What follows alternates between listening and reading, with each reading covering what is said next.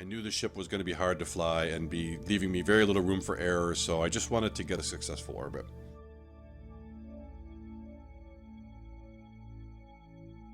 There are still some things I can do. I can get the crew report, and I can get an EVA report. And take and store that data and get back in.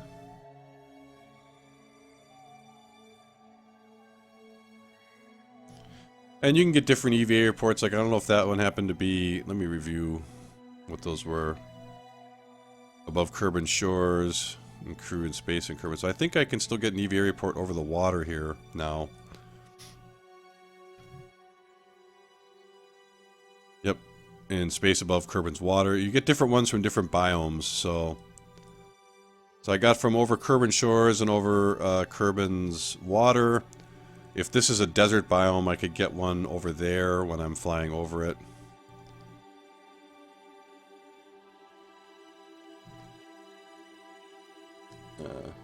Can you pause though, or only go down in real time? Yeah, if I hit escape, the game pauses completely, and you can also save it at any time and reload and stuff, but I'm trying not to do that too much. I did a bunch of revert flights on one of my earlier missions that'll probably get cut out when I put it on my channel, just to make it more lean and elegant. But I'm pretty confident I'm going to be able to get this done. I would be working on that already, but I'm wondering if I'm going to be able to get another biome reading over this. I've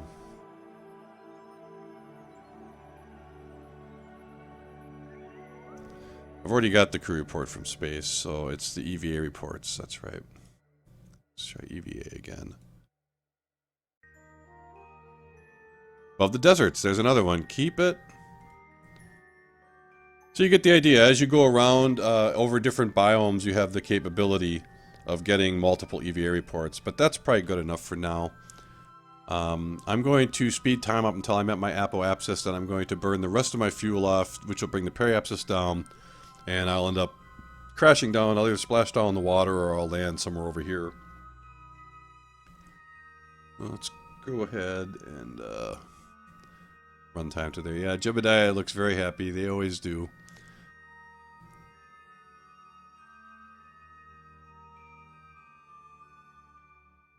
So again, I'm just trying to get close to my apoapsis, and then I'm going to line myself up retrograde. Right now I'm almost pointed prograde. That's the prograde marker. The difference between them is a little, once you look at them. Prograde meaning for what my forward, momentum is, increasing that speed. And these markers are like if you wanted to like shift your orbit, instead of being equatorial, if you wanted to make it more angled, maybe like a polar orbit. Not really good with that stuff without the patched conics, to be honest. But this is the retrograde marker. It looks the same as the prograde, but it has the X inside of it. So I'm just getting myself nice and lined up on there. Glad to see the satellites play more of a role with the upcoming update. Yeah, it does look like I don't really know what 1.2 has to offer, and I've not played this game super far. I mean, I've landed on the moon and Minmus, but I've not done any like crazy stuff, so I don't even know about some of that stuff to begin with, let alone what they're changing the patch. It just seemed like a good time to stream the game with the patch out. Maybe I'd get some viewers. So there we go. I'm burning off my fuel, as I said, retrograde, and that's bringing my orbit down. And there we go. It's out of fuel. But I should be able to land safely from there. So I can go ahead and disengage that stage at this point. And I like to keep it on this angle. I'm looking the wrong way, I see. It'll be the easiest for me to steer with my heat shield if I've got everything lined up in the default positioning. Now there was still crew report from the upper atmosphere that I can get. I could have got that on the. I could have got an EVA report on the way up in the upper atmosphere. But so I missed a little bit of science, but it's not too bad.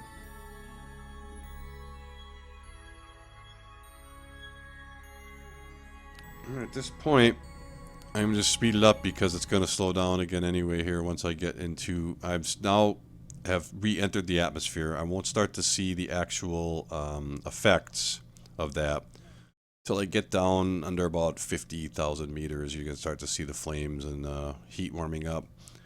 I think this would be a point where I can get my crew report from the upper atmosphere. There we go. Now I'm tempted to wonder if I could actually EVA real quick. I'd hate to take the chance and die, but if I could get the EVA from the upper atmosphere and get back in. Oh, YOLO. EVA and get back in. There we go. Whew. All right, I got the EVA from the upper atmosphere. Excellent. Now, the safest way to... I do have a heat shield, don't I? For the love of God, I didn't put a heat shield on. Ha ha!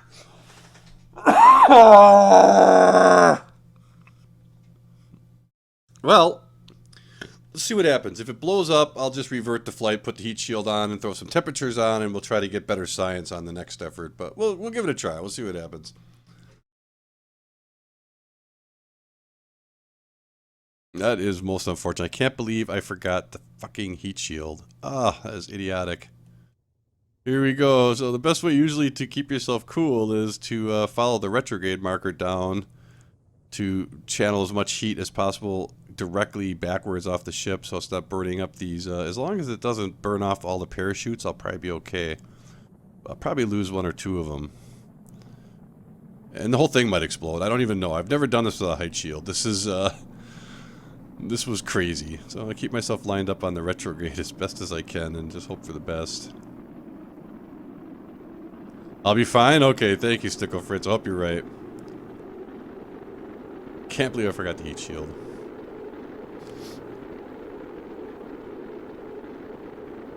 I don't think anyone's ever said YOLO in space, no, because that would be, like, extremely risky. YOLO is, like, usually people YOLO when it's, like, there's really only, like, a couple % chance that they're gonna, you know, they act like it's a big thing. YOLO, you know, but, oh, shit. Starting to get heated up. But really what they're doing is not, you know, no one YOLOs when it's like, you know, 50-50 life or death. Alright, I think you're right. Looks like we're going to make it. We're almost at just a couple more 1,000 meters or so and we're going to be out of this temperature problem. Oh, thank goodness. Okay. Oh, and Metame? I'm not sure how to say it. Metame? I never know how to say it. I did upload... I started splitting up the Empyrion stream I did the other day into parts, and I put the first part up earlier today. And then I'm going to be putting this up in parts as well after. And it appears we're very, very close to Alpha 15 of 7 Days to Die. Like, it might even be out today or else by tomorrow, hopefully. And so I'm definitely going to be jumping on that, doing a big live stream of it. Just say meta, okay. And I'll probably be uploading that on my channel as well. But I mean, I'm just watching, I'm like camping the experimental builds to see when it gets uploaded. And I'm planning to stream it, be one of the first people to stream it. And stream it for a long time, probably several hours, maybe like the whole first week of the game till the day 7 horde. Of course, playing on insane on my typical crazy insane settings. Let's see, so, ooh, there's still a crew report in there that I don't want to get rid of. Oh, but that's right, I'm going to be able to, let's go ahead and open the chutes. I'm going to get a chance to EVA one more time and possibly still get, I think I've already got the crew report over water anyway, but, anyway. Successful flight, I think.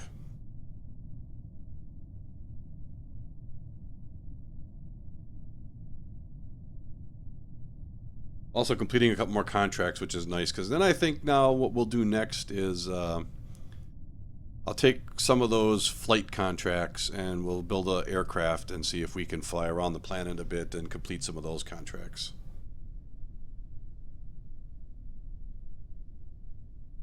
I'm not sure what an end goal for the stream would be. I was originally going to say I could try to see if I could land on the moon. I don't know if I'll be able to do that in one session unless I play for a pretty long time. I'm not as good. I'm sure with the parts I have available that Scott Manley could fucking land on the moon and do like backflips with his capsule on the surface and then still fly back and land with fuel to spare, but I'm not there yet.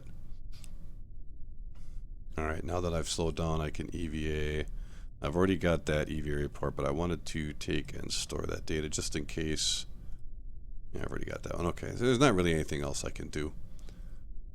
I've already gotten all the other science I can get, so let's just go ahead and speed up until we splash down and see how it works out. Successful orbit for Jebediah.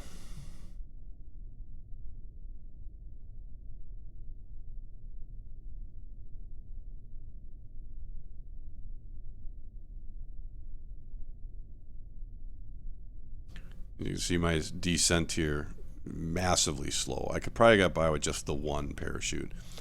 But I originally said I was putting them extra ones on there just for safety. I wasn't sure if I could have if I had a problem during the re-entry and one or two of them burned off, I'd still have a chute, was my thinking. It was probably a little overkill. Okay, we're getting close to the surface of the water now, so we can slow down. It's not usually a good thing to run at higher time warps when you're doing the things that trigger physics too much. It can cause problems. Okay, so again, I mean, I've already gotten all these crew reports probably and stuff. Yeah, I don't think there's anything else I can do. Is there? I think that's it.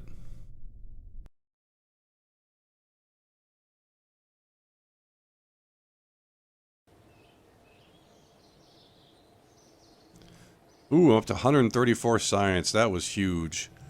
That's going to allow me now to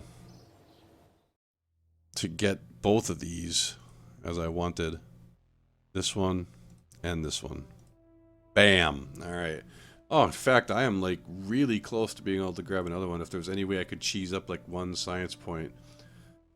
I'm not sure that I need any of these things like immediately though. Structural fuselage may be useful for the plane. I'm pretty sure you get like fuel fuselage. Yeah, I think I can make that work. Can you go to other planets or just the moon? You can go through the entire solar system. I will show you here from the tracking station. As you zoom out, this is the there's two moons for Kerbal's system, the moon and Minmus, and then as you continue to go further out, you'll see we are in a solar system. Here is the sun, and the first planet is Moho, which is the equivalent of Mercury, Eve, which is like Venus, and then Duna, which is like Mars. As you go further out, you have Drez, I'm not sure which one that would be, but Jewel is like Jupiter, and Elu way out there. And then there's even like interstellar mods that allow you to travel to other places and stuff, but it's quite enough for me just trying to, you know, because each of these different planets also have moons. That one doesn't, but I think Duna does. Or do they not? I guess I might be thinking... Yeah, Duna's got a moon. Ike. And you can see Duna is like very, very Mars-like in its appearance.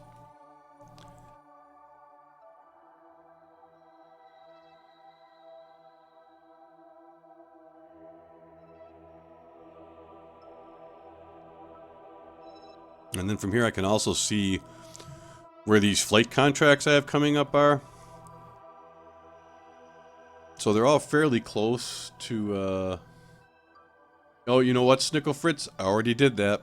That was a couple missions ago. I put a capsule with a Science Junior and a thermostat and a goo container on the runway, got all the science, also left the craft and ran down to the, off the runway to get a EVA report from the Kerbal Space Center, and then I did the same from the launching pad. I've gotten pretty much all the science that is possible to get in those first few missions. That's why I thought this would be a good possible video, because I was showing how you can really min-max that early stuff. But again, these are all looking like they're fairly reachable. The question is if they are required to be above a height or below a height. That's the kind of thing that makes the early aircraft stuff really challenging.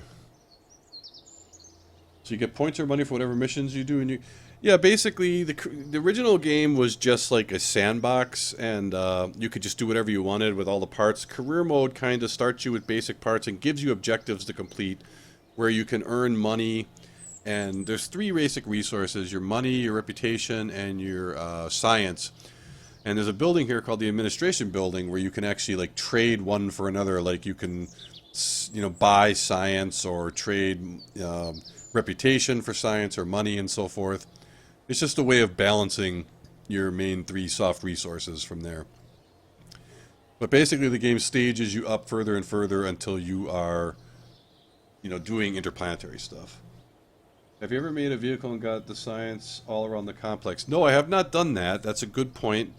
I've seen people do that. They make like a little wheeled vehicle and just truck around and stopping at each. I've gotten science from the runway, from Kerbal Space Center itself, and from the landing pad, though.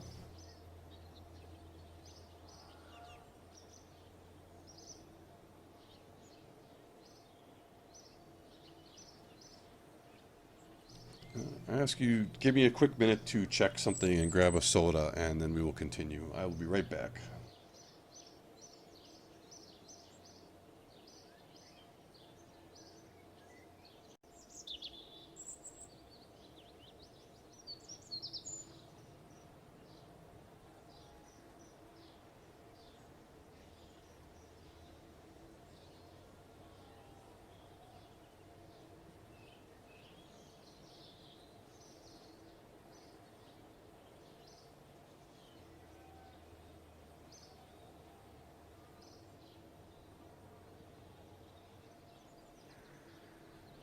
Alright, I'm back. So, I wanted to take a look at the mission control here and see, okay, I've got 2 slots free. Test a J-20 basic engine in flight over Kerbal. I'm going to have this engine on the plane that I make, so... Oh, that's easy. I probably can do that on the first flight. Again, test the Mach 16 parachute. That's going to be... I've done that so many times. Relatively slow speeds again. I wanted to look, let's see, 4 hours left, 2 days. I'm looking at the expiry date on these, so this one expires in 4 hours, 2 days, 4 days, 4 days. So this one here, and it's from a crew report from below 16,600 meters, so that's, I won't even need the jet engine for that. Let's grab that one. I mean, I won't need to put the LV909 on a plane to get that one. I could get to that one with the basic engine. So 4 days, 4 days, 2 days. I've only got one more spot left, and it's probably going to have to be this one then, because I'm going to be using this engine. So we'll take that. I'm pretty much to the point where I could upgrade.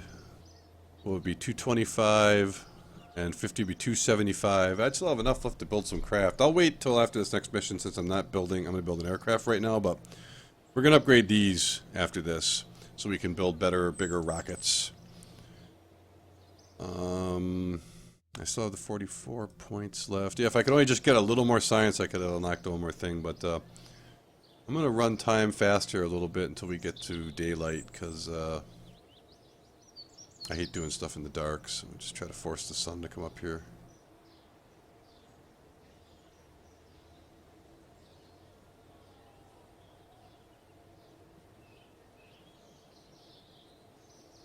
And then we will build an airplane.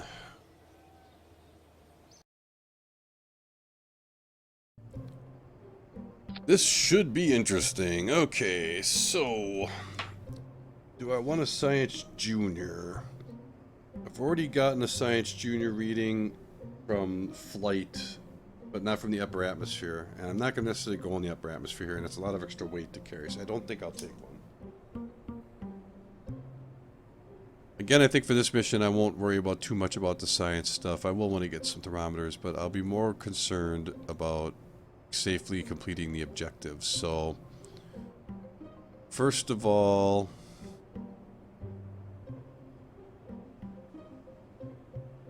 I'm going to do the one that uses the LV909 anyway, because that's going to be my all long-term design. So for that, I need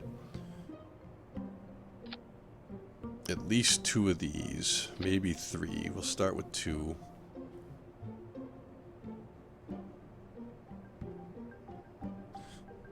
You know what, let's do 3.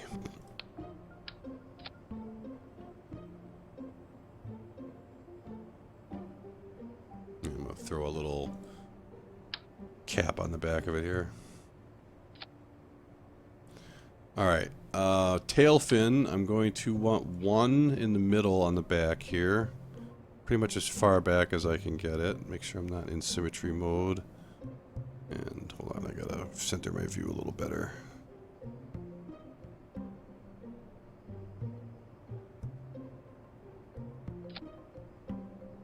Like that. I'm going to grab that again and put it in mirror symmetry mode. And I'm going to put two more at about the same distance as that one, but I'm going to swip these up a little bit.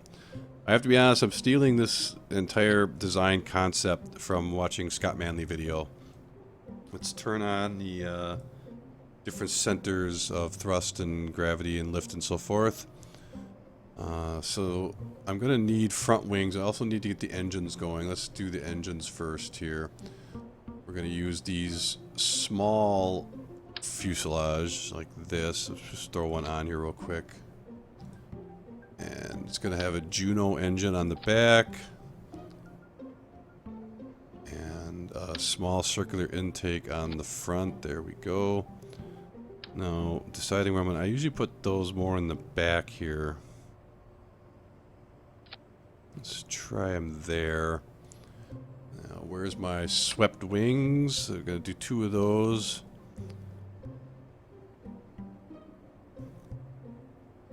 This is where it gets tricky. I want my center of lift to be much closer to the front. So I'd want these wings pretty far forward, which isn't really going to work for me. Oh, okay, I didn't have both wings. That's why it wasn't working right. Okay. Get these straight. Try putting about there, I think. See how that works. And I'm going to have to put control surfaces on here. So I'm going to line those up about there, I think.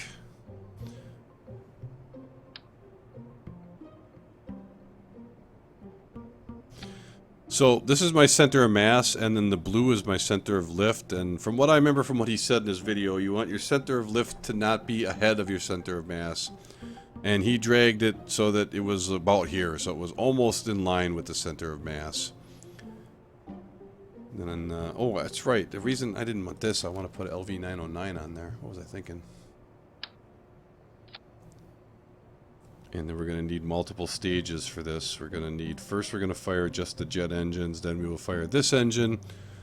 And then as a safety precaution to make sure that I can land this thing, I'm going to put a bunch of parachutes on the top of it here as a final stage. I'm going to start with two of them close together. You want to put these over the center of mass as much as possible so you come down straight. And I'm going to actually do 4 of them. And then finally is the landing gear. Now the landing gear the same way. You want it to be behind the center of gravity, but ahead, the center of gravity or mass, but in front of the back control surfaces. So somewhere in the middle here. And I'm pretty sure those will be too low. I've had better luck with these coming down one more notch about there. And get the front nose. I don't know. We'll have to experiment a bit, but I'll try it about there for starters.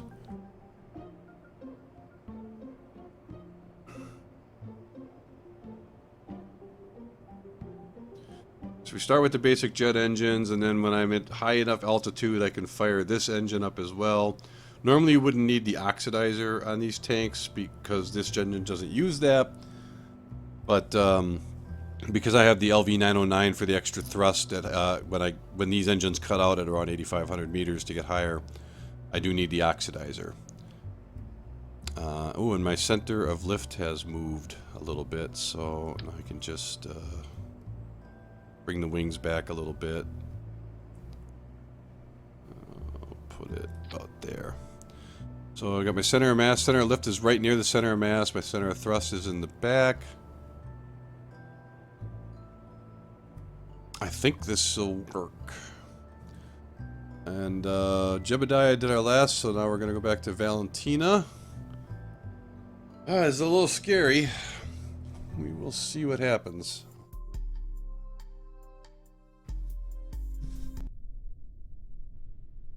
Gonna engage the parking brake right away, and I'm gonna take a look at what my... It's really bouncing. That is not good. That is not right. Something's not right. I might want to move this back a little bit so that I'm a little more nose up or a little more level. And that might give me a little more stability. So let me just go back and move that a little back.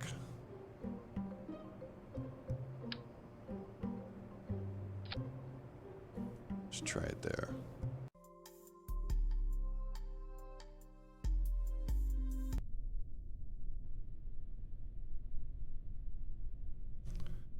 I don't like the way it bounces around still. I'm not 100% sure how well this is going to fly. We'll give it a chance. So I'm going to go in here to the map screen and select this and activate my navigation on it.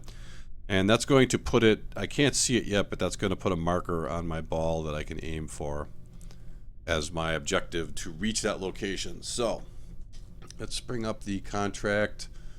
I need to take a crew report in flight below 16,600. So again, I didn't even really need the LV909 because I can get to about 8,000, maybe 8,500 feet, meters below it, and that should be good enough. Oh, and then what was this other? There's one to test.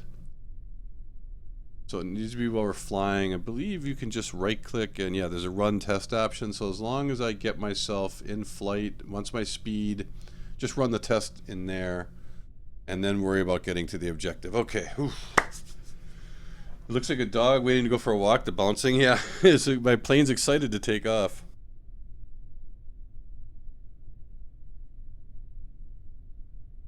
All right. Excuse me. Valentina, I hope I don't get you killed. Here we go. Firing the jet engines and removing the brakes. And we're going to start crawling down the runway. Now, I don't know what speed you have to actually be going to take off, but I usually wait really long because probably if you take off too steep, if you pull up too hard, the engines drag against the bottom and blow up, and it's always been tricky for me to find the right.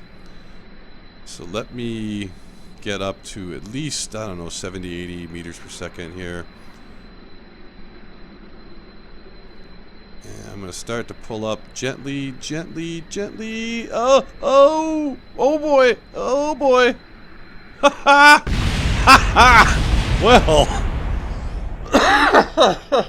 Oh boy, okay, I think I just pulled up a little too much. Let's just revert the flight. Well, that could have been better, huh? Let's try it again.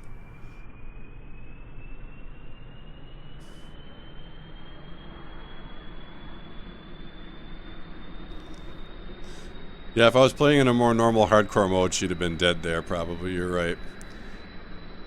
Well, I'm kind of just... I'm still learning the game, so I like to revert and tweak and mess with things. Because I learned something about all the mechanics by doing that, so... gently, gently... Alright, something is wrong with my design, apparently.